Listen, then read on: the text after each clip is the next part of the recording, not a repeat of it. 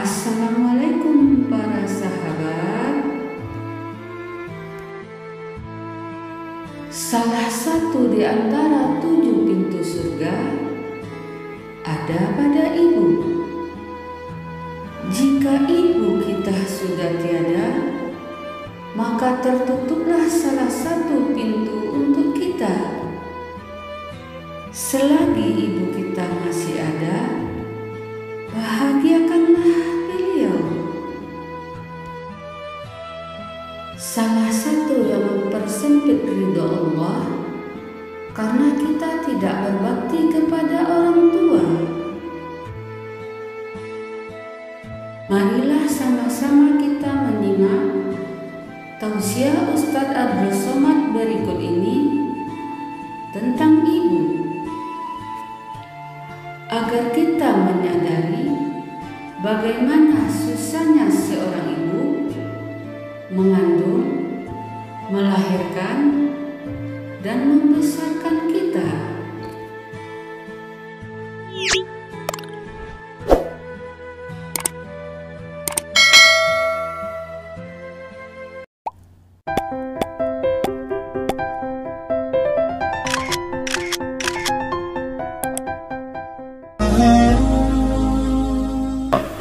Bayangkan kalau kiamat tiba-tiba terjadi. Begitulah agaknya terkejutnya kita. Kiamat terjadi tapi belum sempat berbakti kepada orang tua. Dosa belum sempat meminta maaf. Silap dan salah berapa kali kita kencing di kainnya yang bersih. Berapa kali dia tidak jadi tahajud gara-gara kita menangis dari isya sampai subuh. Pakai pengawet nangisnya. Tapi kita tak pernah sadar itu. Kita menganggap kita di dunia ini dibesarkan angin. Kita menganggap kita ini bangsawan, bangsa yang hidup di awan. Berapa kali dia tidak jadi sholat duha gara-gara kita kencing. Berapa kali nasi yang sudah mau disuap masuk ke mulutnya tak jadi, bahkan dia tidak makan sama sekali. Dan berapa kali makanan dia belikan hanya untuk susu, hanya untuk menyenangkan kita. Pernah kita balas, dan dia tidak pernah minta balas itu. Oleh sebab itu, siapa yang mengingatkan? Abdul Somad diberikan judul berat ini, judul yang paling berat ceramah tentang orang tua, tentang ibu, tentang ayah. Jarang saya mau menerima judul-judul pengajian. Ini pun dikasih tahu setelah sampai di sini. Maka saya belok-belokkan dikit. Air mata udah mau menetes, belokkan lagi. Nanti kalau saya nangis di sini, siapa yang ceramah kalau saya nangis? Oleh sebab itu maka yang orang tuanya masih ada, beruntung dan bertuah, bawakan dia rumah makan. Ada sahabat saya namanya Ustadz Lukman di Pontianak, bukan Kuntilanak. Mereka punya program namanya Bawa Ibu ke Rumah Makan. Keren nama programnya, bawa orang tua ke rumah makan. Nanti hari libur adik-adik, anak-anakku sekalian libur, bawa ayah, bawa ibu ke rumah makan. Ketika Ustadz Lukman cerita itu ke saya, Ustadz Somad, kita punya program baru nih. Apa nama programnya Ustadz? Bawa ibu ke rumah makan. Alhamdulillah Ustadz Lukman, seluruh rumah makan di Pekanbaru tempat tinggal saya itu, semua sudah saya bawa. Emak almarhumah saya bawa sup tunjang, saya bawa rendang, saya bawa goreng ayam, saya bawa goreng puyuh, saya bawa. Cuman ada rumah makan ular sawah itu yang tak saya bawa singgah. Lain dari itu sudah saya bawa. Tak ada penyesalan dalam hati, senangkan hatinya. Apa pakaian yang dia suka. Orang tua itu tidak minta yang besar, asal ada saja. Pulang dari Yogyakarta sampai ke rumah, ini tadi ada nampak sedikit tanda terkenang. Kalau banyak makan sendiri. Ketika dia senang melihat itu, bahagia hatinya, nampak senyum di tepi bibirnya, pada saat itulah rahmat Allah terbuka. Pada saat itulah ridha Allah datang. Mengapa sulit mencari pekerjaan? Mengapa payah mencari penghidupan? Salah satu yang mempersempit ridha Allah itu adalah karena tidak berbakti kepada orang tua. Oleh sebab itu maka judul tema yang diberikan birrul walidain, berbakti kepada orang tua, bahagiakan. Ini ada juga ini anak-anak yang sudah sukses ini, papa, mama sudah meninggal, papa jangan risau, silakan terbang ke Yogyakarta, ada adik di sana, silakan terbang ke Surabaya, ada kakak di sana, silakan terbang ke Kuala Lumpur, ada keluarga di sana, jangan hiraukan. Kata bapaknya, kalian terbangku saja kalian pikirkan, kemana aku hinggap tak kalian pikirkan. Ada sebagian orang ketika ibunya meninggal dunia, marah dia, mengamuk dia anggap kebahagiaan itu sudah hilang, padahal membahagiakan orang tua dua-dua adalah tanggung jawab kita. Kalau dua-duanya sudah tidak ada Pak Ustadz, masih ada keluarga. Ada keluarga. Al-khalah bimasabatil saudara ibu, kakak ibu, adik ibu, sama seperti ibu. Sambung lagi silaturahim, buat dia senang, buat dia bahagia. Man ahabba yubsatalahu fi rizqihi, siapa yang mau lapang rezekinya, wa yunsa'alahu fi atharihi, dipanjangkan umurnya, falyasil rahimahu, hendaklah dia menyambung tali silaturahim. Saya ceramah di satu kota. Sampai di kota itu saya melihat rumah besar, megah, mewah, seperti istana. Cuman saya segan mau nanya, gak mungkin saya tanya, Pak, ini hasil dari apa? Saya tengok, saya ngangguk. Kawan-kawan saya yang ikut ke situ seperti ngelihat kucing semuanya. Besar, mantap. Setelah duduk, makan, habis makan, minum, habis itu Sohibul Bait yang punya rumah pun cerita, Ustadz Abdul Somad, iya Pak, dulu ini hanya bambu-bambu yang dikasih daun, yang dikasih terpal. Tempat apa Pak? Tempat ibu saya buat pengajian. Setiap tahun dibuat begitu, pasang tiang-tiang kayu, pasang terpal, daun-daun, pengajian ramai. Sampai akhirnya saya berkata, Bu, pengajian kita hentikan saja, stop, saya tidak sanggup lagi pasang tenda, pasang terpal ini. Tapi akhirnya apa kata ibu saya, nanti setelah saya tidak ada, pengajian ini terus kamu buat. Allah bukakan pintu rezeki Ustaz Somad. Inilah yang terjadi sekarang. Saya belikan orang tua saya itu rantai, saya belikan gelang, saya belikan cincin. Bulan depan saya datang, sudah nggak ada lagi. Mana gelangnya Mak? Nggak ada. Mana rantainya Mak? Nggak ada. Mana cincinnya? Nggak ada. Kemana? Itu kan emas mahal. Sudah saya jual. Untuk apa? Untuk bersedekah ke fakir miskin. Rupanya gelangnya, rantainya itu habis dia berikan sedekah fakir miskin. Tobatkah si bapak untuk berbakti? Tidak. Bulan depan dia belikan lagi. Sampai akhirnya diberikan Allah balasan melimpah ruah. Ternyata ini rahasia dari keberhasilan hidup, karena menyenangkan hati orang tua. Saya tak sebut nama, saya tak sebut lokasi, tapi yang mau berkunjung nanti saya kasih lokasi tepatnya. Saya kasihkan nanti alamat dari Google, saya kasih, supaya melihat secara nyata. Kalaulah rezeki itu hanya diberikan kepada orang yang bersungguh-sungguh, pergi pagi pulang petang, peras keringat, banting tulang, maka tentu yang kaya itu adalah sapi yang membajak dari pagi sampai sore. Kalaulah kekayaan, keberhasilan itu diberikan yang paling pandai memanjat, maka tentu yang kaya itu monyet. Tapi Allah berikan kepada siapa? Yang dia ridhai. Dan penyebab ridha Allah itu adalah karena orang tua yang senang hatinya. Yang sempat durhaka, tidak sempat minta maaf, meninggal dunia dia sudah, apa boleh buat? Kau sudah booking seat di neraka. Yang sudah sempat durhaka, tidak sempat minta maaf, meninggal dunia gara-gara dia pecandu narkoba, pemabuk, pezina, mati orang tua dalam keadaan susah, Berapa kali saya ketemu ibu-ibu, selesai pengajian pergi saya ke tempat parkir, ibu tua 70 tahun menangis. Ibu nangis kenapa bu? Anak saya Pak Ustadz. Kenapa dia? Disuruhnya saya jual tanah. Mama jual tanah. Untuk apa mama megang tanah? Udah tua aja pun jual. Mestinya anak itu yang menyenangkan hatinya di hari tuanya, bukan malah menyuruh jual tanahnya. Jual tanah supaya dia bisa bangun rumah, jual tanah supaya dia bisa menyekolahkan anak-anaknya. Na'udzubillah. Sudahlah tidak membahagiakan, malah menyusahkan. Ustaz, anak saya nyuruh saya jual tanah saya supaya dia senang, supaya dia dapat duit. Gimana nih Pak Ustaz? Mungkin si ibu berharap saya menjawab, ibu sabar aja ya bu, sabar ya. Ibu salah tanya bu.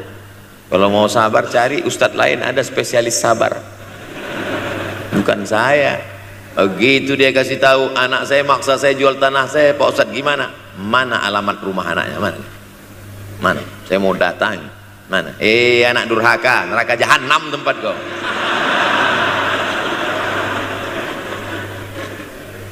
Tak mau dia ngasih alamat. Rupanya dia takut nanti anak saya malah marah sama saya, Pak Ustadz. Saya kasihan. Mudah-mudahan Allah berikan kekuatan pada ibu. Tapi cerita ini bukan 1-2 contoh kasus.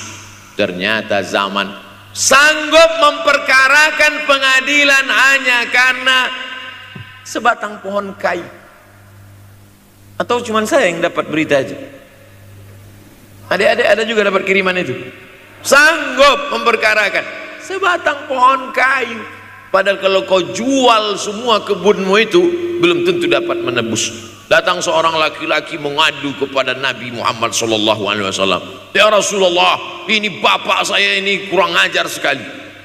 Bapaknya kurang ajar? Diambilnya harta saya ya Rasulullah. Gimana ini ya Rasulullah? Apa kata Rasulullah SAW? Anta wa maluka li abik. Anta sampai ke tempat kita jadi ente. Anta wa maluka, ente, harta ente, li abik, punya bapakmu. Jangankan hartamu yang di rumah itu, dirimu pun punya bapakmu. Nabi membela, seolah-olah Nabi berkata, apa yang diambil itu belum ada apa-apanya dibandingkan melepuh kulitnya untuk memberikan engkau sesuap makanan yang halalan thayyibah. Orang yang durhaka pada orang tuanya, insya Allah anaknya juga akan durhaka kepada dia.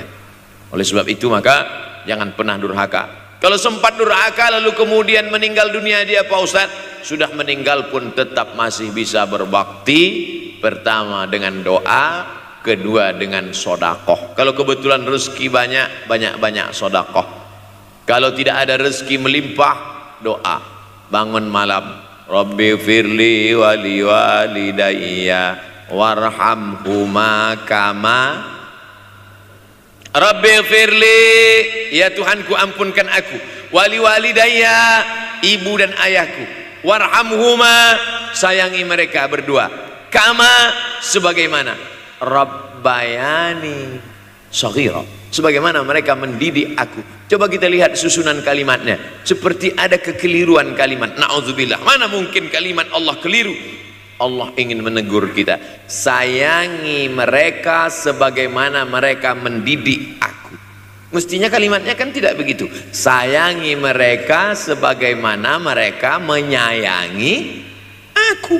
Tapi ternyata sayang belum tentu mendidik, tapi mendidik pasti sayang. Karena bunyi kalimatnya, sebagaimana mereka mendidik aku. Jadi banyak juga anak-anak ini tidak sayang karena salah didik. Disangka sayang itu dengan ngasih motor, disangka sayang itu dengan ngasih gadget, disangka sayang itu dengan ngasih transfer uang yang berlebihan. Belum tentu sayang. Dulu ada insinyur arsitek yang membangun salah satu rumah keluarga saya. Kuliahnya di Jogja, cerita dia. Dulu saya kuliah di Jogja, Ustadz Abdul Somad, insinyur. Terus teman kami sakit di kos-kosan. Kami bingung mau nelpon siapa. Akhirnya datang mobil mewah, parkir polisi, tentara, ramai. Barulah kami tahu rupanya dia anak menteri. Jadi sayang orang tua itu bukan mesti dibelikannya apartemen, dibelikannya mobil, belum tentu. Boleh jadi itu justru menjerumuskan anak. Diberikan apartemen, diberikan mobil mewah, habis 2 bulan kena virus HIV AIDS. Tapi kalau dibuatnya kita jauh, saya yakin adik-adik kuliah di Universitas Ahmad Dahlan, ada yang dari timur Indonesia, ada yang dari Sumatera, lalu kemudian di tengah kesendirian, belum makan, uang kos belum bayar, transfer macet, datang setan berbisik, hei sebetulnya kau anak yatim piatu yang dibuang. Bukan, orang tuamu bukan tidak sayang, dia hanya sedang ingin mendidik supaya engkau menjadi anak yang mandiri. Maka nanti kalau sedang duduk termenung gitu, tiba-tiba datang bisikan, pergilah cari jembatan, terjunlah. Maka saat itu katakan dalam hatimu, lawan, hei setan. Orang tuaku sayang kepadaku, dia hanya ingin supaya aku mandiri. Ada orang tua yang salah didik kepada anak-anak, sampai mengikat tali sepatu pun anak tidak pandai. Baru mau mengikat tali sepatu, udah diikatkan. Baru mau makan, sudah disuapkan. Akhirnya anak tidak punya keberanian untuk hidup.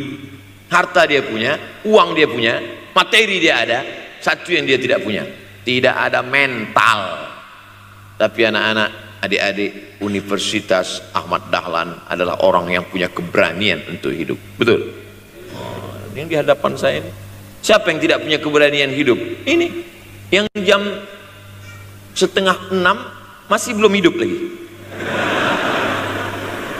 Ada ini tidak punya keberanian untuk hidup, hidupnya terlambat. Tapi mahasiswa Universitas Ahmad Dahlan punya keberanian untuk hidup. Bahkan mungkin dia lebih dulu hidup daripada saya. Lebih dulu bangun dia tadi. Alhamdulillahillazi ahyana ba'da ma amatana wa ilaihin nusyur. Tengok jam. Oh, rupanya masih jam 1. Tidur lagi. Saudaraku yang dimuliakan Allah Subhanahu wa taala. Maka my life, my adventure. Hidup saya adalah petualangan saya. Ini yang mau kita harapkan. Berani menghadapi tantangan. Ada orang yang menganggap hidup ini ya simpel-simpel aja lah Pak Ustadz. Tapi ada orang ingin hidup ini penuh dengan perjuangan. Sama seperti makanan. Ada orang simpel aja, nasi, kecap, telur rebus, dah cukup. Tapi ada orang mau ada goreng ayamnya, ada rendangnya, ada supnya, ada tom yamnya, ada lengkap semua. Begitu juga hidup ini. Ada orang yang simpel aja, ambil goreng ikan, makan.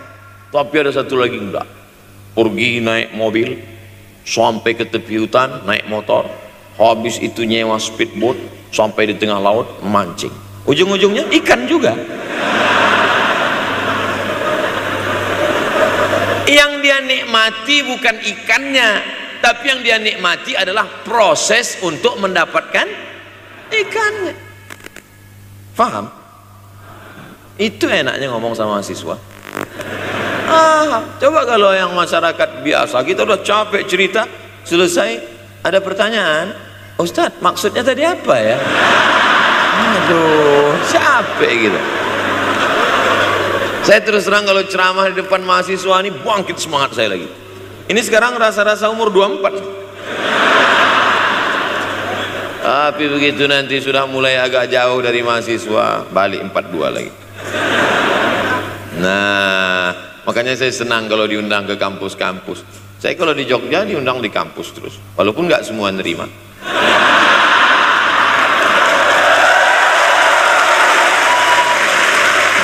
Saudara yang dimuliakan Allah Subhanahu wa taala, maka kita harus sering-sering bersama. Apa ini takbir? Takbir itu ngusir setan.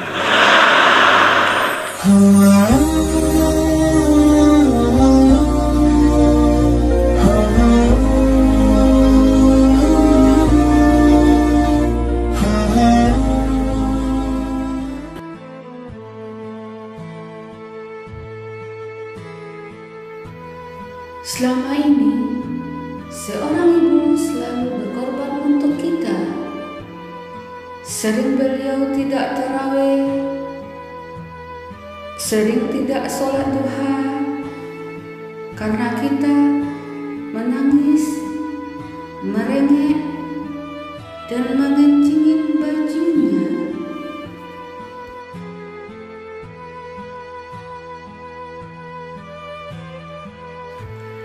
Dan di hari tuanya beliau yang sudah seharusnya disenang-senangkan agar beliau bisa fokus beribadah untuk bekalnya di akhirat.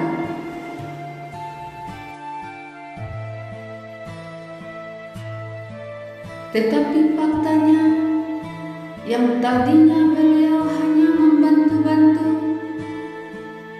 sekarang kita perlakukan seperti pembantu untuk mengurus, merawat, dan menjaga anak-anak kita.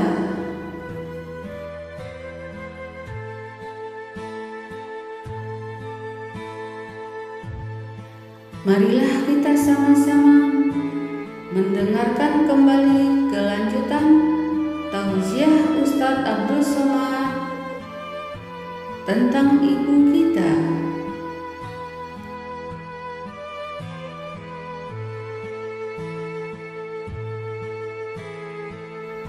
Semoga dengan mendengarkan tausiah Ustadz Abdul Somad ini, kita menyadari betapa pentingnya peranan seorang ibu untuk kehidupan dunia dan akhirat.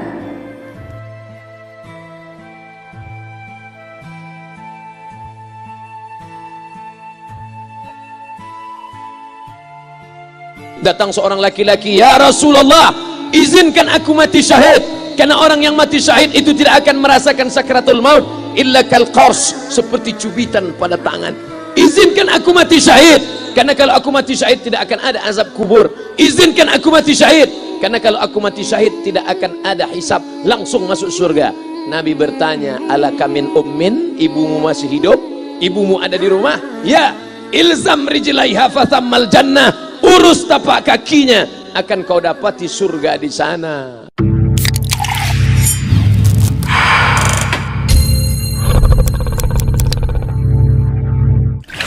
Haji Halim sedang menunjukkan begini cara sayang kepada ibu.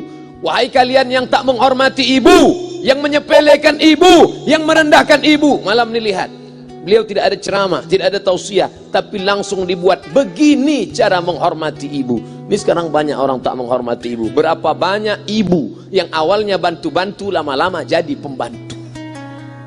Dulu dia tidak tarawih, kenapa? Karena kita menangis merengek di rumah. Sekarang di hari tuanya dia tidak tarawih juga. Kenapa? Dia menjaga cucunya. Berapa banyak itu terjadi?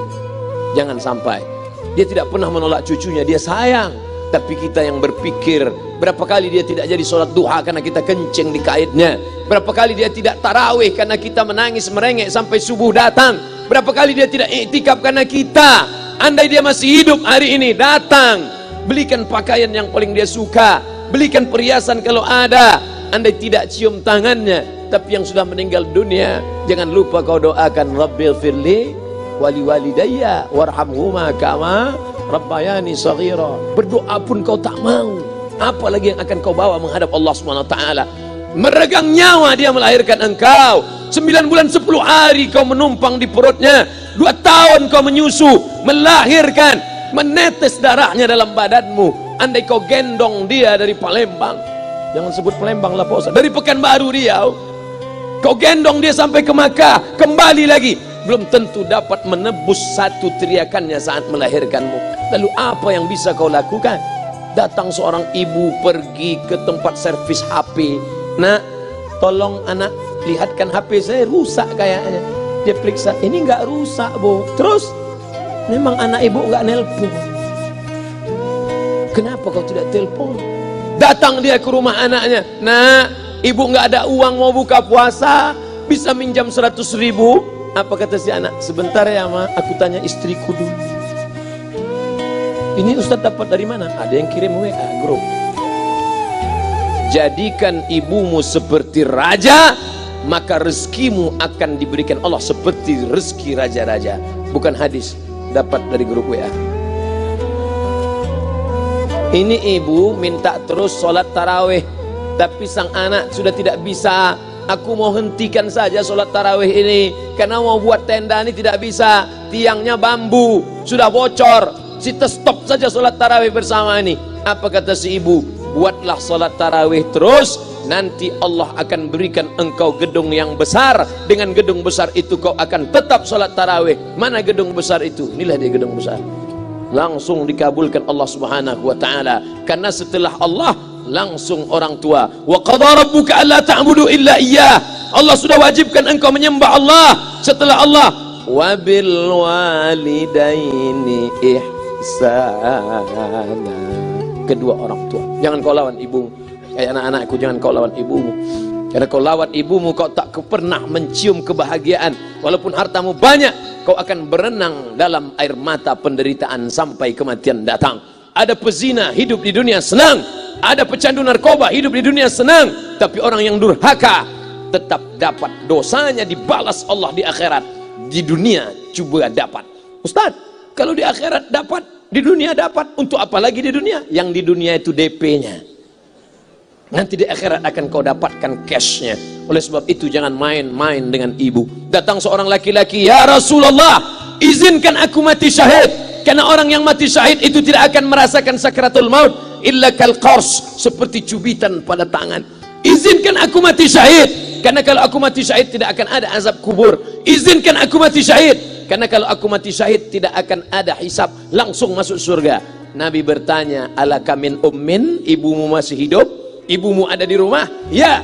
Ilzam rijlaiha fathammal jannah, urus tapak kakinya, akan kau dapati surga di sana. Tak perlu kau mati syahid, tapak kakinya kau urus, kau dapati surga di sana. Kalau tapak kakinya kau urus dapat surga, apalagi kau urus kepalanya, apalagi kau urus badannya. Pulang dari sini, urus ibumu, mandikan dia, belikan pakaian yang baik, cari makanan kesukaannya. Kalau dia sudah meninggal, maka kau datang ke sana, langsung dapat tisu. Bapak Ibu yang dimuliakan Allah Subhanahu wa ta'ala, ini Ustadz suaranya menggelegar nih, marah apa? Enggak, saya tak marah. Terus dikasih aja alim buka nasi kuning tadi, makanya suara menggelegar. Dimasukkan Pak Kapolda daging sama ayam 3. Masya Allah, ini kari Palembang nih Pak Ustadz, mantap, menggelegar suara kita di rumah. Bapak Ibu yang dimuliakan Allah Subhanahu wa ta'ala, datang seorang laki-laki, kata Nabi sallallahu alaihi wasallam, nanti akan ada laki-laki yang datang kemari minta doanya, doanya kabul. Sahabat heran, kami yang hidup sama Nabi, kami yang perang sama Nabi, kami yang jihad sama Nabi, kenapa mesti minta doa dia? Dia tidak pernah ketemu Nabi. Pokoknya nanti kalau dia datang, minta doa sama dia. Setelah Nabi SAW meninggal, barulah dia datang. Orang itu bernama Uwais Al-Qarni. Kenapa doanya makbul?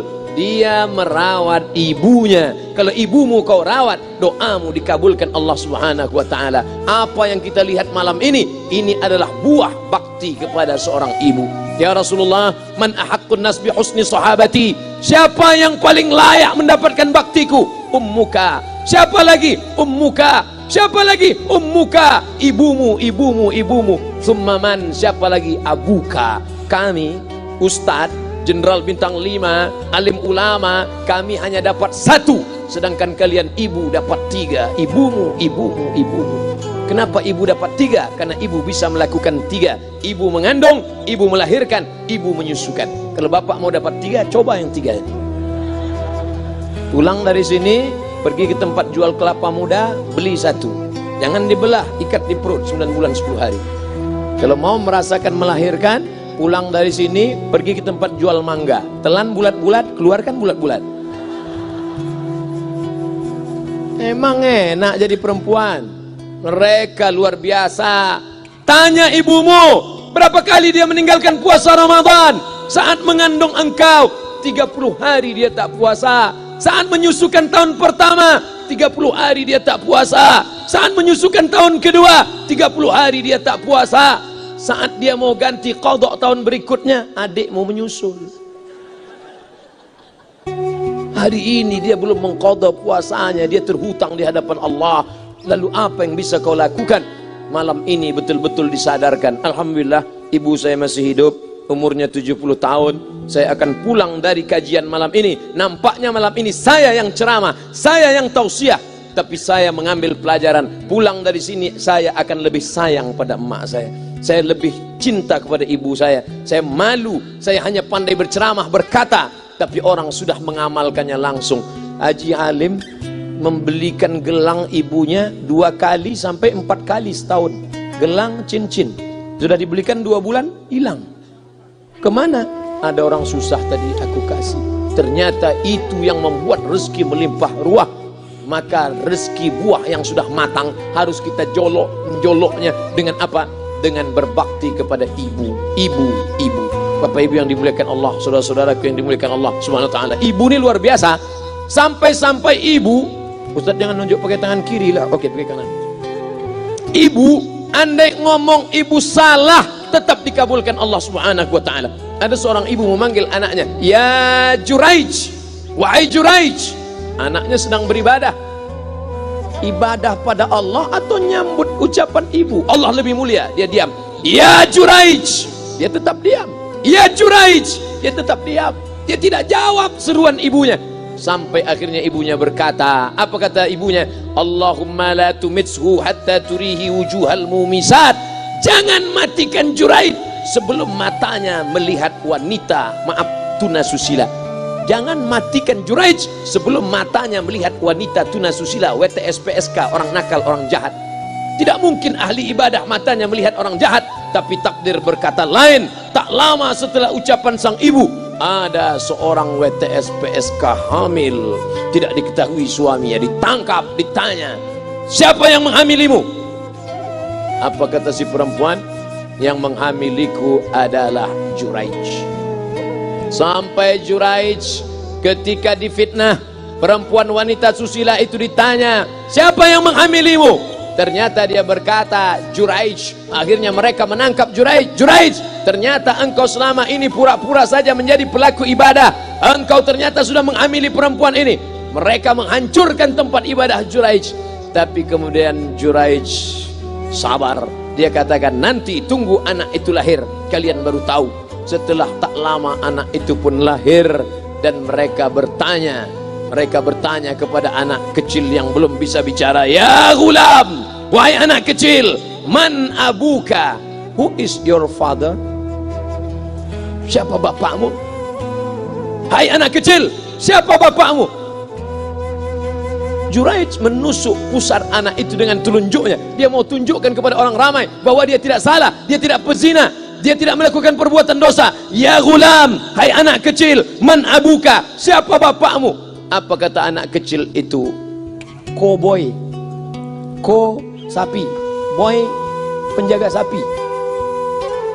Pengembala sapi. Bapakku pengembala sapi. Barulah orang Yahudi tahu ternyata Ra'il Ghanam yang menghamili PSK perempuan jahat tadi adalah penggembala sapi. Lalu kenapa fitnah itu terjadi? Allah mengabulkan doa si ibu sebelum Juraij mati. Matanya pernah melihat wanita tuna susila.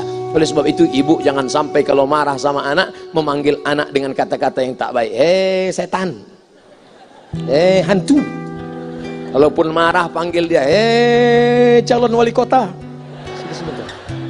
Kalau marah betul, calon gubernur, sini sebentar. Doa ibu dikabulkan Allah Subhanahu wa taala.